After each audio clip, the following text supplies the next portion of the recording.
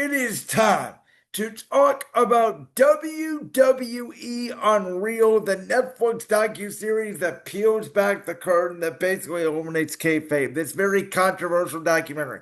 Some wrestling fans are saying it's the greatest documentary of all time. Some wrestling fans are saying they're refusing to watch it, that it's the worst thing ever, that we need to keep kayfabe and it's killing the business. Listen, to me, if you're a fan of professional wrestling, you already know kayfabe exists. You just pretend like it exists. It's a culture, and we just go along with it. And it's kind of cool to me to see the behind the scenes setup, right? They show the gorilla position. They show producers. They show how matches are laid out. They show wrestlers planning spots and how it sort of all comes together. They show the creative process behind the John Cena heel turn. I think it would be really cool to show the creative process behind how the Royal Rumble match is actually put together. Obviously, there was the pitch in there about Chelsea Green being the number 30 entrant when everybody else has been eliminated.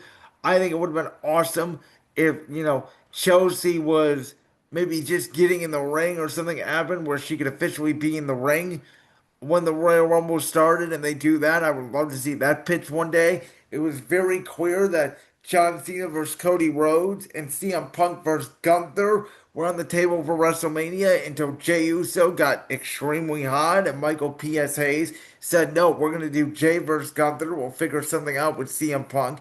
John Cena versus Cody Rhodes was still on the table, but it was face versus face at that time. And then they went over the entire heel turn in episode 4. Watching Triple H produce and watching the truck execute his directions when it came to John Cena's heel turn, I thought was really interesting. Him talking about the process. I've heard a lot of talk out there that they're trying to make Triple H Dana White, the face of WWE, the way Dana White is the UFC. That makes sense from a TKO slash Endeavor perspective.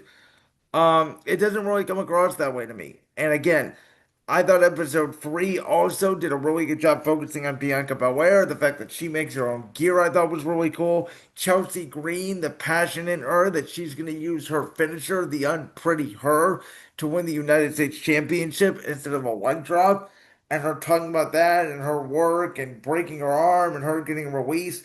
Like, I love reality TV. You guys know I've talked about this. I'm a big fan of Survivor. I'm a big fan of Big Brother. I'm a big fan of documentaries that involve sports and behind the scenes stories and seeing how the puzzle all comes together.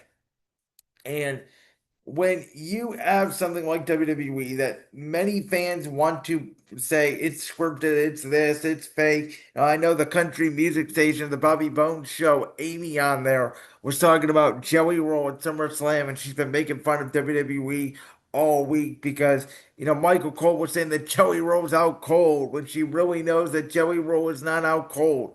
And again, it's a culture thing. Wrestling is weird, right? Where under definition it can be considered a sport, but it's theater, it's sport, it's entertainment, it's acting, it's physical, it's mental, it's violence. It's all these things, and it's also athleticism, which is why being a WWE wrestler, whether it's a woman or a man, is arguably one of the most grueling and hardest jobs in the world for them to execute this performance.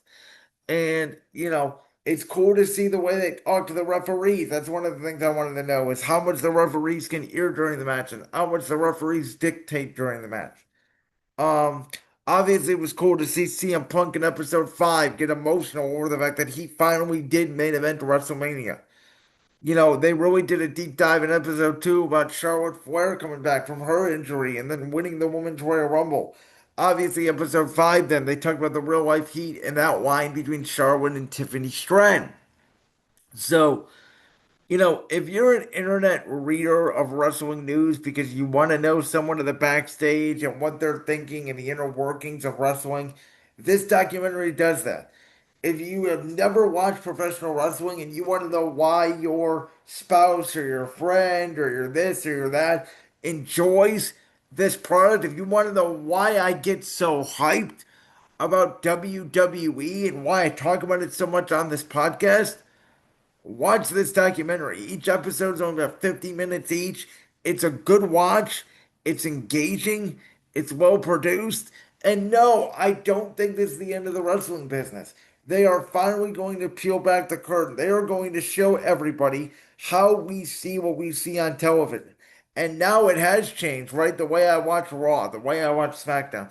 I'm wondering how Triple H is directing back there, what Ed Koskey and Bruce Pritchard are doing, and how they come up with ideas on the table, and then obviously how they kept the John Cena heel turn a secret, and what do they really do to Michael Cole or Wade Barrett or Pat McAfee or whoever is on the headset? Like, we all want to know how the ins and outs of football are made, right? We all like watching the mic'd up football series and the speaking, the coaches speaking the play into the headset and what that actually means and how the quarterback communicates and all that. It's the same thing with wrestling, folks. This documentary to me, it's already been renewed for season two, which tells me the fans like it, Netflix like it. WWE Unreal is not the end of kayfabe. Now, do I wish some of the writers' meetings were cut out? I don't need to hear Ed Koskey all the time. I do want to get to know Rhea Ripley and how she prepares for a match. I do find it fascinating that, she gets so nervous all the time. It seems like all these wrestlers, the new age wrestlers nowadays, they all get so nervous about big matches. And I'm not just talking about WrestleMania, I'm talking about the Raw Netflix premiere of the Royal Rumble. And then they just go out there when their music hits and they flip a switch. It's pretty incredible.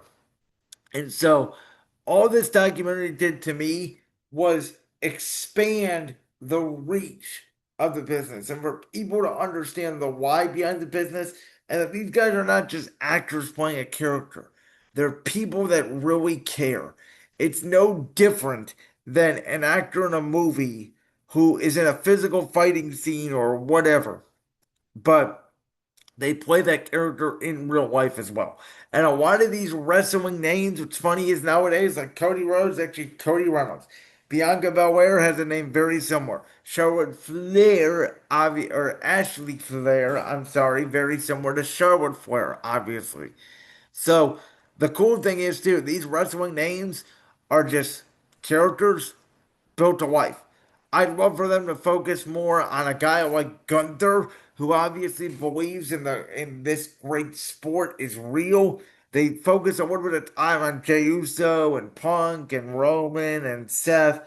I'd like to see a guy like Gunther.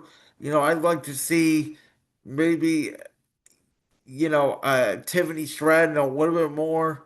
Maybe an Io Sky they focus on. Maybe Naomi's Money Bank cash in for season two, which is coming out in early 2026. Maybe they focus on the Seth Rollins cash in at SummerSlam on CM Punk. I don't know. I've watched all 5 episodes. I watched it within a free 4-day time span. I really digested it. I really liked it. I don't think it's breaking kayfabe. I think we all know nowadays professional wrestling is scripted, and even us fans know in kayfabe, oh my God, this is the greatest fight ever because of the passion and the storytelling of this great sport, as Gunther would say. So if you're interested at all, at why anybody likes WWE, watch this documentary, WWE Unreal. Like that clip from the Brands World podcast? If so, make sure you go down there and hit that subscribe button.